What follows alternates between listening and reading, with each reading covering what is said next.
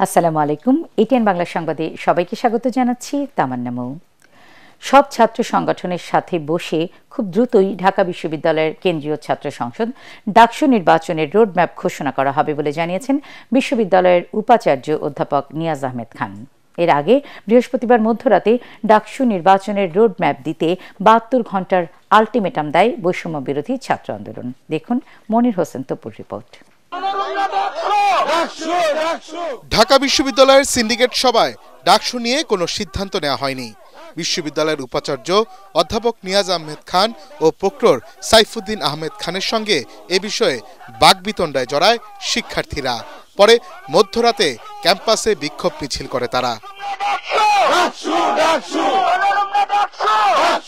মিছিল নিয়ে উপাচার্যের বাসভবনের সামনে অবস্থান করে ডাকসু নির্বাচনের রোডম্যাপ দিতে আলটিমেটাম দেয় শিক্ষার্থীরা।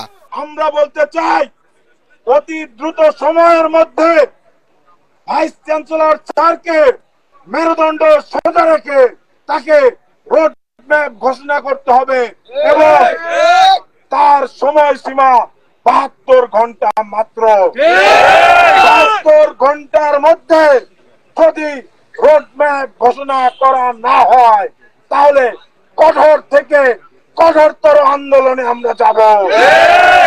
ঢাকা বিশ্ববিদ্যালয়ের উপাচার্য সাংবাদিকদের এক প্রশ্নের জবাবে বলেন, ডাকসু নির্বাচন নিয়ে ইতিবাচক বিশ্ববিদ্যালয় প্রশাসন, সবার সাথে আলোচনা করে এই বিষয়ে সিদ্ধান্ত নেওয়া হবে। এটা আমাদের আলাদা করে কথা বলার বিষয়, সাংবাদিকদের সামনে আলাদা করে কথা বলবো। একটু সংক্ষেপে শুধু একদুই বলছি যে ডাকসু নির্বাচনের ব্যাপারে আমরা অত্যন্ত আন্তরিক। তবে আমরা চাই যে সবার মধ্যে মোটামুটি একদম ঐক্যমত না হোক, কিন্তু একটু ব্রড বেসড, যাতে একরকম সমঝোতা হয়, একটা চুক্তির মতো হয়। সবাইকে নিয়ে আমরা করতে চাই এই নির্বাচনটি উৎসবমুখর পরিবেশে, সবার বহুদিন পর একটি মুক্ত পরিবেশে এই সুযোগটি তৈরি হয়েছে। আমরা চাই যে এই কাজটি যতদূর সম্ভব সবাইকে নিয়ে নিখুঁতভাবে করতে। এটার জন্য আমরা আমাদের বেশ কিছু কমিটি কাজ করছে, সবার সাথে কথা বলছি এবং আপনাদের সাথে সবার সাথে কথা বলেই এটা ঠিক করা হবে। সবাইকে নিয়ে উৎসব মুখর পরিবেশে ডাকসু নির্বাচন আয়োজন করা হবে বলেও জানান উপাচার্য। মনির হোসেন তপু, এটিএন বাংলা, ঢাকা। দেশের পরিস্থিতির খুব একটা বদল ঘটেনি। বিভিন্ন স্থানে সন্ত্রাস, চাঁদাবাজি চলছে বলে মন্তব্য করেছেন নৌ পরিবহন উপদেষ্টা অবসরপ্রাপ্ত brigadier general doctor M Sakhawat Hossain. তিনি সবাইকে ঐক্যবদ্ধভাবে এই অনিয়ম প্রতিহত করার আহ্বান জানান। দুপুরে খুলনা সরকারি সুন্দরবন আদর্শ কলেজে সুবর্ণ জয়ন্তী ও ৫৬ বছর পূর্তি অনুষ্ঠানে এসব কথা বলেন তিনি।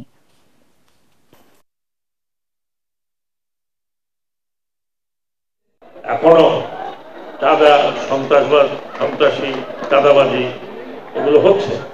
আমি অনুরোধ করবো যারা নেতৃস্থানীয় আছেন, যারা সমাজে যারা আছেন, তারা প্রতিহত করেন চাঁদাবাজি, কারণ অনেক হয়ে গেছে। এই কারণে দেশের আজকে এই অবস্থা হয়েছে। এই কারণে আপনি চিন্তা করেন, আপনার কল্পনা করতে পারবেন না যেটা লিটন এবং ওনারা যেটা বের করছেন, আপনি চিন্তা করতে পারবেন। আয়নাঘর শুধু ক্যান্টনমেন্টে ছিল না, আয়নাঘর ইউনিভার্সিটিতে ছিল, আয়নাঘর হোটেলে ছিল, আয়নাঘর পার্সোনাল বাড়িতে ছিল। বিভেদ নয়, দেশ গঠনে দলমত নির্বিশেষে জাতীয় ঐক্য গড়ে তোলার আহ্বান জানিয়েছেন বিএনপি মহাসচিব মির্জা ফখরুল ইসলাম আলমগীর। শুক্রবার সকালে দিনাজপুর সরকারি কলেজের অর্থনীতি বিভাগের সুবর্ণ জয়ন্তী ও গুণীজন সম্মাননা অনুষ্ঠানের প্রধান অতিথির বক্তব্যে তিনি এ আহ্বান জানান। তিনি বলেন, বর্তমান প্রজন্ম গত ৩টি জাতীয় নির্বাচনে ভোট দিতে পারেনি, গণতন্ত্রের সঠিক চর্চা হয়নি। এখন নতুন করে বাংলাদেশকে গণতান্ত্রিক রাষ্ট্র হিসেবে গড়ে তোলার তাগিদ দেন তিনি।